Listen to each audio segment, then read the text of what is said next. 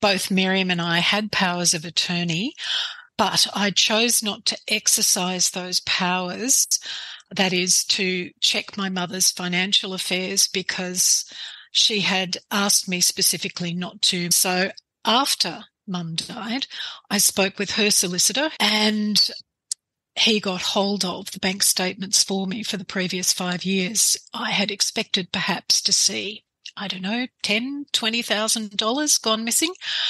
It was over $350,000 just in the 5 years.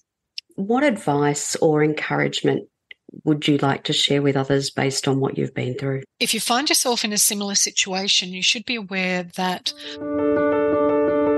Welcome to Don't Be Caught Dead, a podcast encouraging open conversations about dying and the death of a loved one. I'm your host, Catherine Ashton, founder of Critical Info, and I'm helping to bring your stories of death back to life. Because while you may not be ready to die, at least you can be prepared. Don't Be Caught Dead acknowledges the lands of the Kulin Nations and recognises their connection to land, sea and community. We pay our respects to their elders, past, present and emerging, and extend that respect to all Aboriginal and Torres Strait Islander and First Nation peoples around the globe.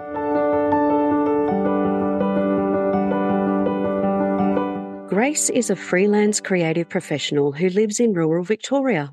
While her parents were still alive, they lived in a regional city in New South Wales. Her sister Miriam lives in the same city. After Grace's father, Henry, died at 86 in 2010, her mother Patricia's physical and mental health gradually deteriorated. In 2015, she had a fall at home. Hospitalisation followed, then admission to a nursing home. After Patricia died at the end of 2020, Grace discovered that Miriam had spent, withdrawn and transferred to herself and her son hundreds of thousands of dollars from Patricia's bank account during her time while she was in the nursing home. Grace had long suspected some degree of misappropriation, but this was way beyond her imagining. Believing it would be straightforward to bring Miriam to justice, Grace hired a solicitor based in Patricia's home city, one recommended by a solicitor friend in common, and commenced legal proceedings. The outcome was devastating, and the proceedings far more protracted and expensive than Grace's original solicitor had led her to expect. She eventually hired another. It's obvious to her now that had she let the theft rest, she'd be at least $60,000 better off. It's also obvious to her that the frameworks, legalities and practices around estate law and the powers of attorney are not all what people commonly assume them to be. Neither fairness nor justice are givens. Hers is a cautionary tale of great import for anyone who suspects a relative of elder financial abuse or the intent to commit it. This is her story. Thank you for joining us, Grace. Thank you for having me, Catherine. Now, Grace, can you please briefly summarise the events that occurred after your mother died? Okay, briefly is a stretch, but I'll do my best. Okay, so both Miriam and I had powers of attorney, but I chose not to exercise those powers, that is, to check my mother's financial affairs, because she had asked me specifically not to. Miriam had a history of what I and my mother found to be abusive behaviour. Because I lived a long way from my mother and Miriam lived close by, Mum was basically, ruled by her whims and was kind of forced to sublimate herself in many ways. She actually told me she was frightened of Miriam many times and begged me, and when I say begged, I mean that quite literally, begged me not to do anything whatsoever that could make Miriam angry. So foolishly, I didn't, while Mum was in the nursing home, I didn't look into her financial affairs. I just kept right out of everything.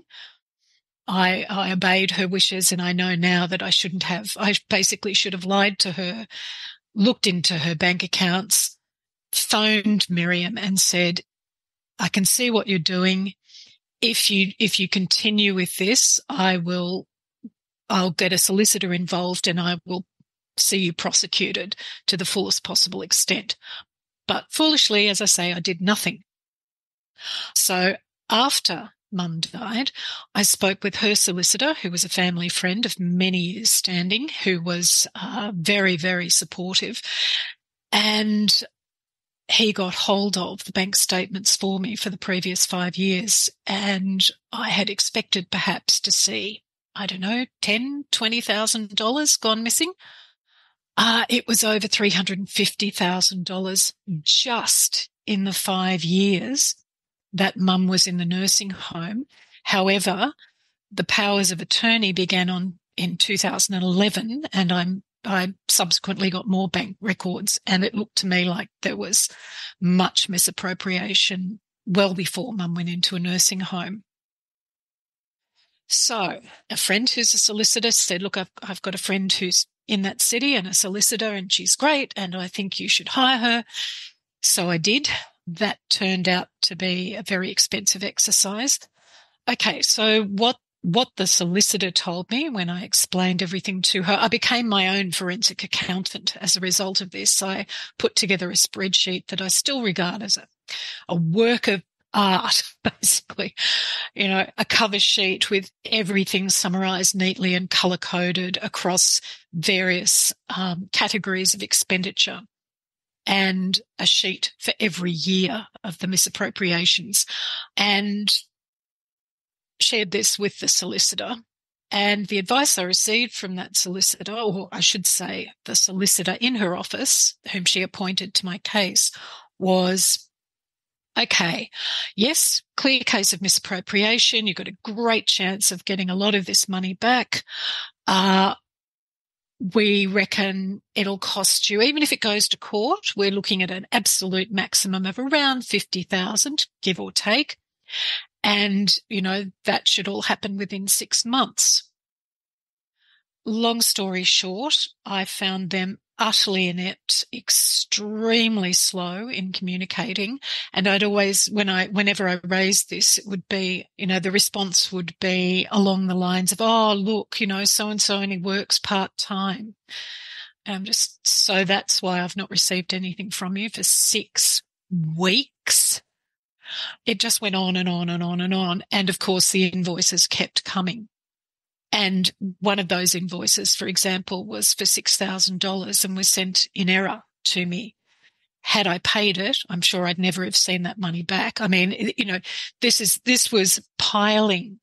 And I don't use this word lightly. It was piling trauma upon trauma. I was in such a discombobulated state. It was so extremely distressing to deal with this, at a point where I'd also lost my job and was feeling very betrayed, you know, by the entire family, basically. I also discovered after Mum died that, you know, promises she'd made to me around money and compensation for money that she and my father had given to Miriam when she first married many decades ago were just hot air. You know, they weren't, you know, compensation because they helped her when she got divorced, told me when I got divorced that they were unable to do the same, that they'd compensate me in their wills. Didn't happen. So I found myself staggered and shockingly depressed at, you know, everything that was going on, and found myself with a dud solicitor on top of that, who became quite adversarial when I indicated that I was unhappy with the service I was getting. Anyway, I had my spreadsheets outlining everything that had happened. I had the solicitor telling me, okay, we've got, you know, around 6 months worth of waiting here. And yep, here's this costing of, you know, a maximum of $50,000. And so much research ensued, mainly on my part. For example, I was also very suspicious because when I visited my mum when she first went into hospital after falling at home, she was obscenely emaciated. And I discovered later through her medical records that she weighed 30 kilos and was diagnosed with extreme malnutrition when she went into hospital. And to be honest, this is quite a shocking allegation, but in my view, in my very firm opinion, Miriam was basically letting my mum starve to death. And my knowledge of my sister's frame of mind leads me to believe that she was doing this deliberately, which was in profound contrast to her assertions throughout the course of this legal stoush that she had been looking after mum, with the greatest care and concern, and feeding her and cooking for her and making sure her house was clean, and all of these claims to, assiduous care, when clearly mum was literally starving to death. Furthermore, I was the one who cleaned her house after she'd moved into the nursing home. She had a small dog at the time, and there was dog feces and evidence of urine throughout the entire house, which I just found utterly disgusting, obviously. There was every indication not only of misappropriation, but also of, I guess you could say, passive, for want of a better word, physical and emotional abuse.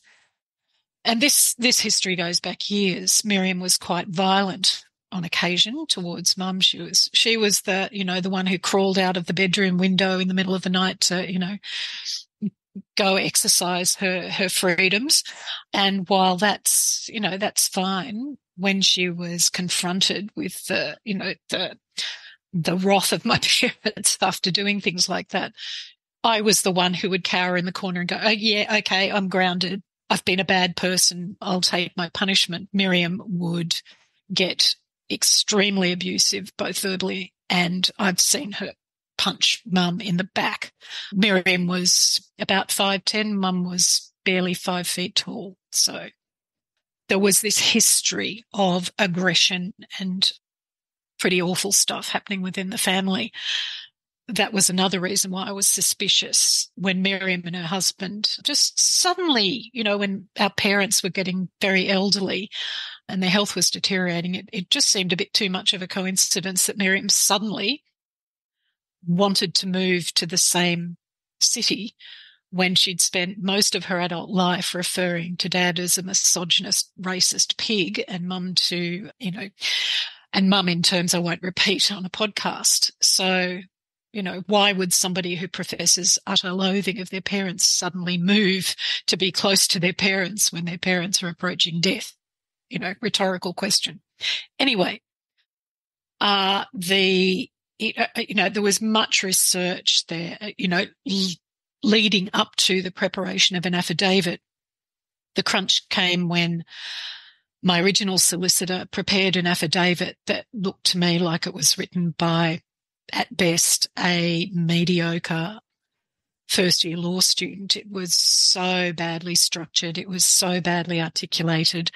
And if you can just explain what is an affidavit? Oh, sorry. It's basically an accusatory document. It's the document that you, as, I guess, a plaintiff, have drafted to say, okay, here's what I accuse you, the defendant, of doing.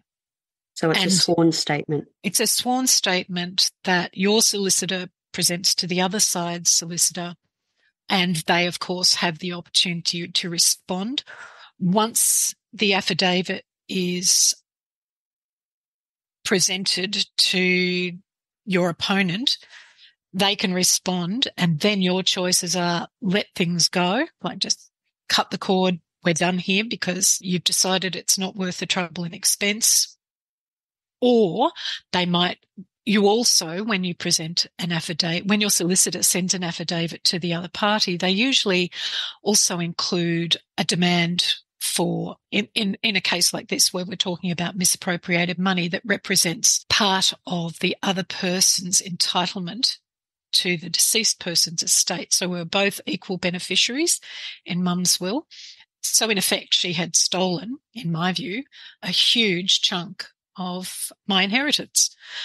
And just before, so that was what was written in the affidavit at that point? The affidavit, basically, the spreadsheet I prepared, which detailed every single instance of withdrawal, transfer, or checks, every single bit of money that I found to have been questionably taken from my mother's account was in that spreadsheet. The affidavit relied on the spreadsheet as the evidence, and the bank statements, of course, as evidence of misappropriation. So the affidavit, if you like, summarised the larger transactions or summarised the smaller transactions and went into great detail about the larger transactions. We're talking about, $20,000 transferred to Miriam's account for no apparent reason.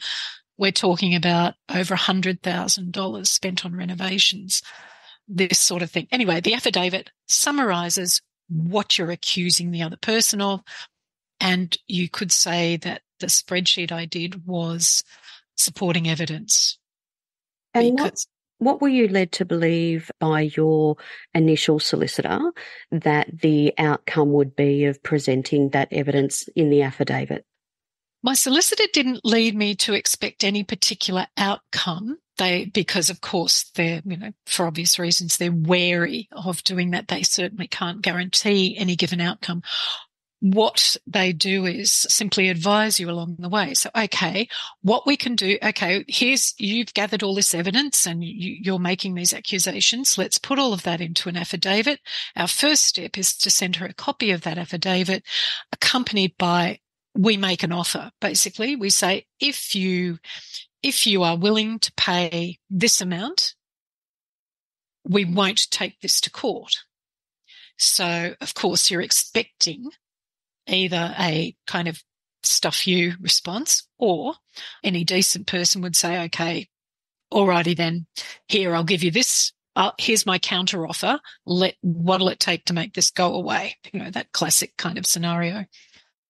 The next step after that, if you as the accuser feel that you're not satisfied with the response from your opponent, you can either, again, let it drop, or you can lodge the affidavit with the Supreme Court. I didn't know this at the time, and thank goodness that affidavit wasn't lodged with the court, because the affidavit was so badly written, as I mentioned earlier, and because even after I'd corrected it, they even got things like they got my parents' names wrong. Got dates wrong, got fine details wrong. This is not a document I wanted to see presented in court as my key piece of evidence. That wasn't something I wanted to see presented in court only to have Miriam's barrister go at me in the witness box saying, says this here, but I have your spreadsheet in front of me, and the spreadsheet says something completely different. If you sign an affidavit without checking every tiny detail in it, you're in big trouble, potentially, if the case does go to court. Further, I should say here, I dropped my solicitor at that point. I was so distraught. I was paying rent all this time. I've never been able to afford to buy my own house as a single woman, and for a long time a single parent. So my inheritance was basically my shot at buying my own home. And I was renting. So every week that this dragged on and on and on, I didn't have a job and I was paying a small fortune in rent. So. And can I ask, what sort of time frame are we talking now when you actually went from the initial solicitor to engaging your next solicitor?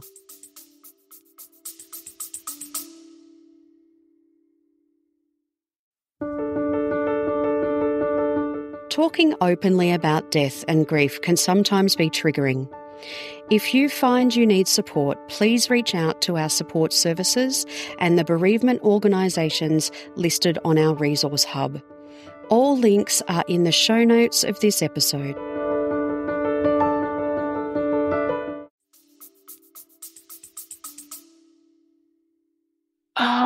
It was around 1.5 years. That's how long again, foolishly, it's only with the benefit of hindsight that you realise, I think, what you could have done differently to better effect. But when you're caught up in something like this and you're emotionally distraught, you're not thinking clearly, you're trying to, and all of my clear thinking went into preparing my evidence, I guess you could say.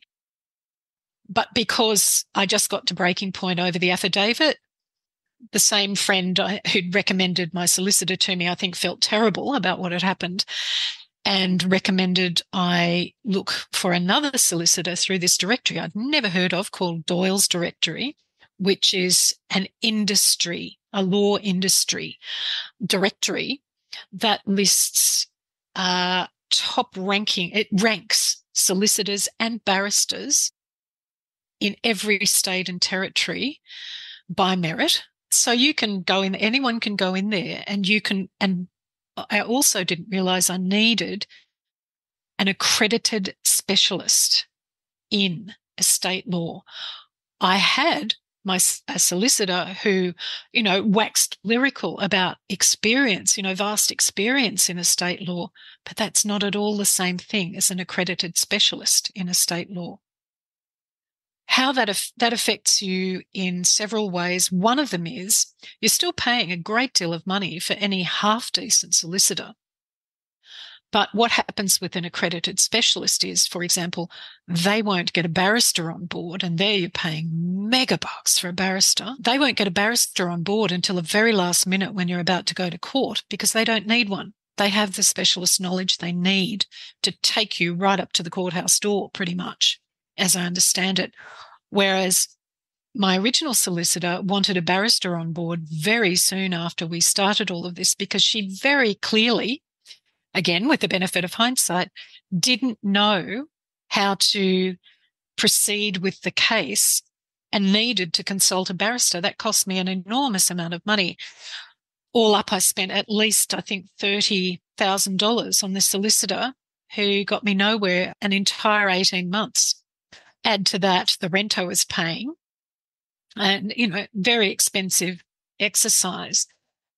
So I get this wonderful accredited specialist who does far more in the space of 6 months than the original solicitor did in those 1.5 years, and who, again, it's lucky that I fell out with my solicitor over the affidavit because, as my new solicitor advised, if I'd just become impatient and wanted to get things over with, I would have proceeded to have that affidavit lodged with the Supreme Court.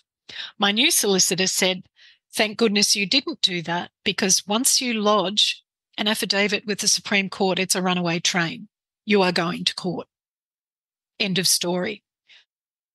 The reason that's a terrible thing to know is that my solicitor almost snorted when I told her 6 months, 50 grand. She said, okay, I don't know why on earth you were told that. I would say, on the basis of my experience, it will cost you at least $100,000 at least to take this to court. If you lose, and yes, all of this seems very clear. Yes, there's been misappropriation of funds. But if you lost, and your sister, you might lose if your sister, for example, insists that, as she has been insisting throughout this whole thing, that your mother gave her absolutely free range with her bank account. She can't prove that happened. You can't prove it didn't happen. But what say you lose? You could not only lose your 100 grand, but you could be forced to pay a significant portion of Miriam's legal costs. So you're looking here at this amount of $350,000 or so You've got to pay rent. And she said, it will take you at least 2 years to get into court. I don't know why they told you 6 months. That's just ludicrous. You might get a court date. You might be allocated a court date within 6 months, but that court date will be at least 2 years from now. So you can imagine, I mean, you know that feeling when your whole body just goes cold from shock? That's what happened. And she said, look, I don't think it's worth your while pursuing, precisely because of those facts. You'll barely break even and you'll pay another $50,000 in rent. So you can see it's a very dismal state of affairs, despite this being what seems to be a fairly clear-cut case of shocking misappropriation. So what happened from there was she said, look, if you want to give it one more shot, we can rewrite the affidavit because, yes, basically it's a mess. We can also draft a summons, which is a very scary document, basically saying we're taking you to court, and it's an adjunct to the affidavit, if you like, that's yet more formal and yet more, I guess, threatening. I mean, when I read the affidavit, the hairs stood up on my arms. It was, basically, you did this, we're taking you to court, and to put it colloquially, you're toast. It, as I say, terrified me to read it. I dare say, and she said, look, that's your last shot, and we can make another offer and say, basically, pay this amount or we're taking you to court. That's it. This is your last chance. And that's what we did. And the response after about, I think, 6 weeks was get stuffed, basically. No, knock yourself out, take me to court, go ahead, which was a huge gamble on Miriam's part. She had no way huge, but it paid off for her. So basically I paid, I think, around $60,000 in legal fees. By the time I actually bought a house, I'd expended, from the time of this all starting, I'd expended at least another $50,000 on rent. So there's $120,000 gone. And that's quite apart from the $165,000 I was entitled to that had been stolen by Miriam. And it was a very rude awakening. And I just had to cut my losses, get some very good therapy, and that's not a joke, I really did, and walk away, knowing that Miriam would never be brought to justice, and that's that. So it's a cautionary tale, I think, for, as you said in the introduction, Catherine, for anyone who discovers elder financial abuse on the part of a relative or friend or whomever associated with their deceased loved one, and thinks it will be a cut and dried case to get it to court, win, shame the other person, and have them penalised. I guess you could say it's somewhat akin to a divorce settlement where people make assumptions about what they're entitled to without understanding the intricacies of the legislation in question, only to find that they've miscalculated badly. I mean, I wish I'd known about accredited specialists, for example. If I'd just known that, this whole case, and hired this solicitor from the get-go, the whole case would have been done and dusted in 6 months. Yes, I would have walked away shockingly disappointed, but I would have only spent around $25,000, $30,000 on legal fees. I would have only been paying rent for that 6 months and however long on top of that it took me to find a house to buy. House prices would have been about 15 to 20% cheaper in the area where I wanted to buy. So, yeah, there's not only the awful set of facts at play, there's dealing with the fallout of that. And so can you just talk me through We've obviously discussed the legal side of things in relation to the conflict that you had with your sister, and you trying to bring her to justice, in your words. Could you sort of, it seems like that concurrently while this was going on, also it sounds like that you were settling what assets that your mother did have. Is that right? So that was happening at the same time, was it? Okay. Yeah, that's a somewhat complicated scenario that I'll try to simplify. After, the estate was subject to probate, that went through very smoothly, no problem. And the house that Mum was living in before she went into the nursing home, which Miriam and I had agreed to rent out, we sold. We agreed to sell it. That was obvious, I guess. And we were both, it sold relatively quickly, and we each got our half share of the proceeds of that sale. But Miriam and her husband were at the time living in my parents' old family home, which Mum had agreed to let them live in rent-free under some duress. I think she was coerced into it. That's my view. Well, she basically told me that that was the case. So they'd lived rent-free there for 7 years by the time Mum died. And Miriam had said, "Oh, you'll have to buy me out." At the time, I was playing nice. I knew that it could get very combative, so I said, "Okay, you get your valuer, I'll get my valuer, and we'll meet in the middle if there's a discrepancy." That happened. There was a discrepancy, but by the time the valuations were in, Miriam had decided, suddenly did a complete about face and said, "Oh, we want to sell. We want to buy we want to move somewhere else for various reasons." So that was good news. And one of the things we did sell a house. It took quite a while. It was a difficult sell for various reasons that I won't go into, but yeah, it was a hard sell basically in a market that was far from stable. So it was a great thing when we finally got a sale, even if that was for, less than anticipated. And what Miriam did was, when the case was underway, said, "I'm going to refuse to sign the contracts."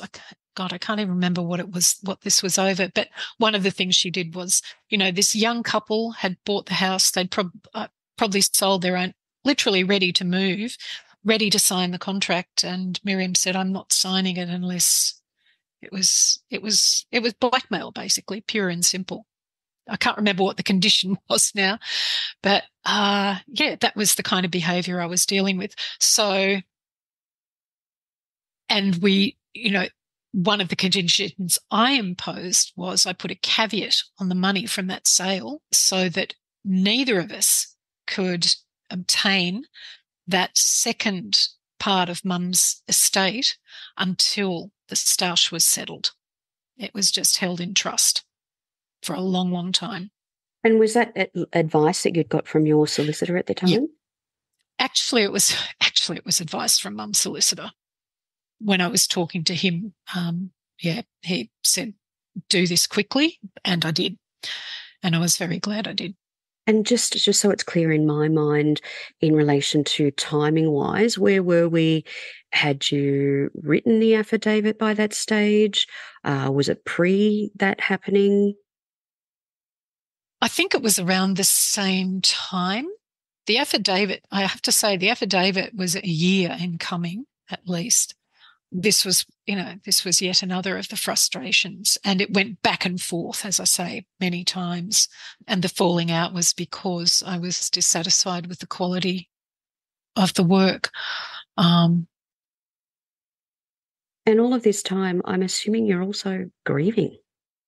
Sort of, yeah, I have to say. I'm going to get teary now, which is weird because I've cried a lot over the case, but I felt so profoundly betrayed by my mother. And there are all sorts of reasons for that I could talk for hours about, obviously, as most people can, but I felt so profoundly betrayed by Mum. I felt that the self she had presented to me for many years was, in many ways, probably quite disingenuous, and that she might have kind of played me and Miriam off against one another to some extent because she feared Miriam, but also feared my anger about what she was letting Miriam get away with. And I feel for her on that count. You know, you have to extend some degree of compassion. But yes, I was emotionally distraught to a degree I've never been before. And I've been through a couple of divorces, so I know distraught very well indeed. And yeah, and of course in Victoria we were in lockdown, even where I was living at the time, we're in lockdown, and I was living like a hermit basically, and so I was alone pretty much 24/7 for a couple of years or more, and people get tired. That's the other thing you discover. And I think it's fair enough. It's like that friend who goes on and on about their ex. People have a cutoff point for listening to your woes, especially if you're just tending to repeat yourself over and over and over, no matter how compassionate they are and how lovely they are. At a certain point, that's fodder for therapy. It's not wise or helpful to dish it out to your friends constantly or family members. Yeah, and at what point in time did you realise, okay, look, I think I need to speak to someone? Very early on, and I got in touch with a therapist I'd engaged previously a few times, and I knew that she was a specialist in a particular type of therapy that focused squarely on trauma. And if anyone's interested in that, I can send you the details, Catherine. But it's extremely effective. And I contacted her and said, look, this is what I'm going through. After it's all over, I'd like to do this trauma therapy again. And she said, Grace, I think you should do it now. Ironically, she'd also been through a stoush with a sibling over a relative's estate, and won handsomely. And, she said, I think you'll benefit greatly from doing it now. It will put you in an entirely different frame of mind. And, go away, think about it. And I did. And I did the therapy again, way before the case was settled. And it was effective up to a point. But as I knew already from being familiar with this particular mode of therapy, if the trauma is ongoing for any length of time, the effects of the therapy will diminish. And they did. And yeah, I was in a very sorry state. And I can't actually say I have even yet grieved my mother's death. It's like I'm quite numb to the whole thing. Again, because I feel so deeply betrayed, no matter how much compassion I can muster for my mother's circumstances, I'm really bloody angry with her, if I can be blunt about it. I'm really still bloody angry with her. And I know all about, the ethos of forgiveness, but I just can't come at it, to be brutally honest. At the moment, perhaps I'll come to that in time. I can let go. I can do all manner of things to make sure I don't think or talk about this at length. And the reason I'm talking today is if I can spare just one person this kind of hell, job well done. And so you mentioned that Patricia died at the end of 2020, Yes. Your mother. When you realise that it's not in your interest to take the matter any further, what year was that? That was only last year. Because it was September 2022 when this new solicitor said to me, okay, it's going to cost you $100,000. It's going to take 2 years. But again, if you want to give it one last shot, we rewrite the affidavit, We accompany that with a draft summons.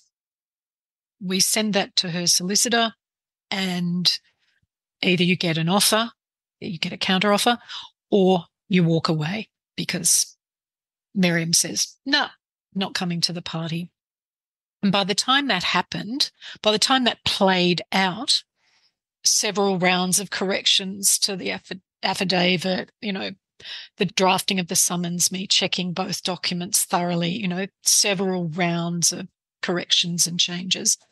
And, the Christmas New Year break, it wasn't until kind of, I guess, early 23 that things finally came to the point where we could send the affidavit and draft summons.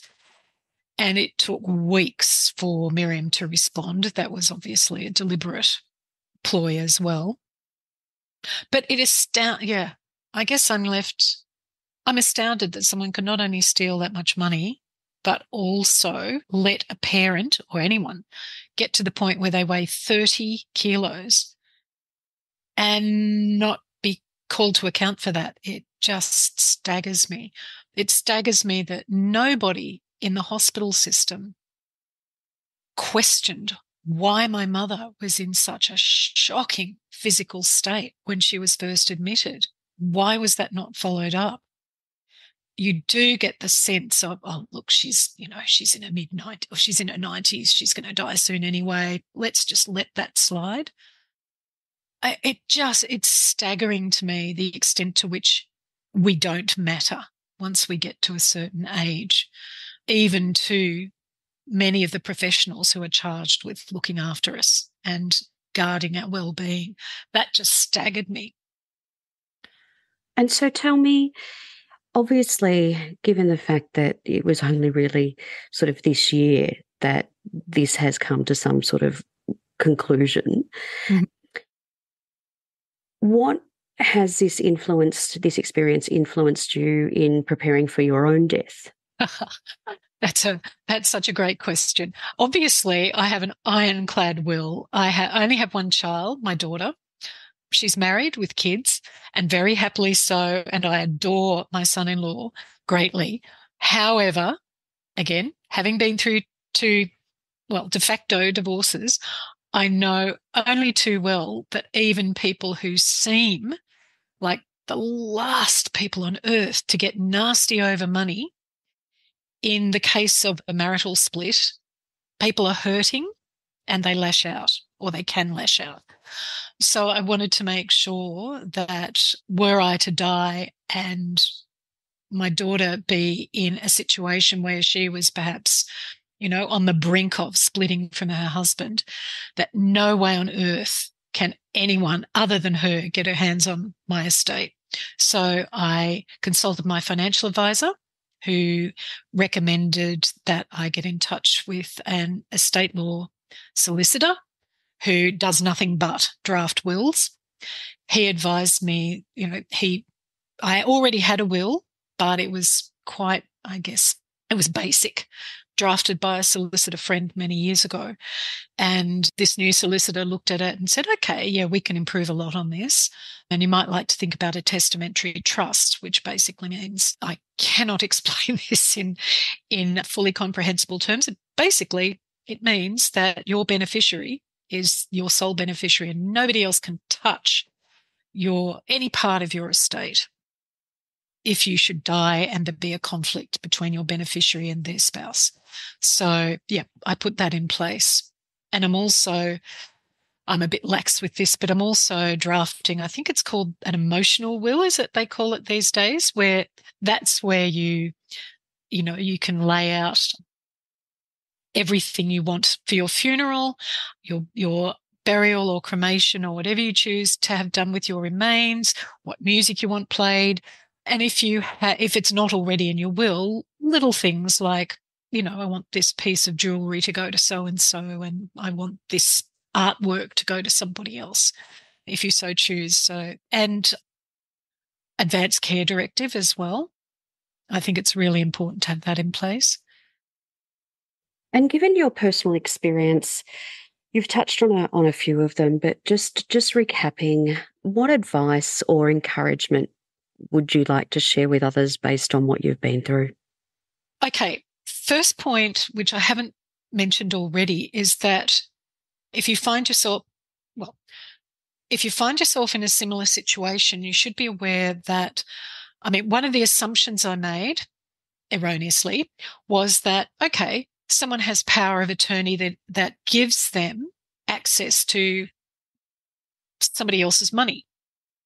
And I just assumed that if you misappropriated money from that person under power of attorney, that you would have to provide receipts for every cent you'd spent and justify that expenditure on the grounds that it was directly, absolutely directly and solely for the benefit of the person whose account you were taking the money from. No such thing applies. That is not true. That was a huge shock. Unless that stipulation is written into the power of attorney document, it doesn't fly, doesn't exist. Miriam could, and did assert vehemently that every single cent she took from Mum's account was for Mum's benefit. But, this included things like a couple of $1,000 spent on an overseas air ticket and spa treatments, which certainly weren't for Mum because she was completely immobilized in a nursing home bed. There was no onus on Miriam whatsoever within a legal framework to account for the money she'd taken. So that's one cautionary note. And the other I would say is, if you're given powers of attorney and they're joint powers of attorney, make sure you understand exactly the nature of the power that's granted to you before you sign that document. And get legal advice even on what that power of attorney gives you and doesn't give you. And if you feel it needs to be amended in some way, seek that amendment as stridently as you possibly can. Second is, if you suspect someone of misappropriating a dying person's funds, act on it immediately. Get a solicitor involved immediately and make sure you go to the Doyle's directory and you find an accredited specialist with a very high rank. They cost a lot more they cost about, in my experience, about 30% more than any other solicitor, but they know a great deal more. They're much more efficient. They have much better experience, and they're just far more adept at what they do than even a solicitor who claims to have significant experience in estate law. But I would get involved as soon as possible.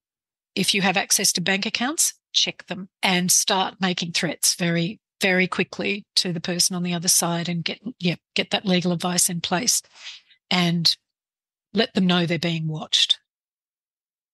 And I guess for yourself, if you're at the point where you're thinking about your end of life scenario, make sure that your will is in very good order and that your beneficiaries are protected in the way the will is structured, and that your powers of attorney are similarly structured so that misappropriation becomes very difficult to commit. Is there anything else that you'd like to mention, Grace? Not that I can think of, Catherine. Thank you for listening. No, I think it's a very, very, very good cautionary tale for people out there, and some very sound advice or suggestions based on your own personal experience. So thank you so much for being with us today. My absolute pleasure. We hope you enjoyed today's episode of Don't Be Caught Dead, brought to you by Critical Info. If you liked the episode, learnt something new, or were touched by a story you heard, we'd love for you to let us know. Send us an email, even tell your friends. Subscribe so you don't miss out on new episodes. If you can spare a few moments, please rate and review us, as it helps other people to find the show. Are you dying to know more? Stay up to date with Don't Be Caught Dead by signing up to our newsletter and follow us on social media. Head to don'tbecaught.dead.com for more information and loads of resources.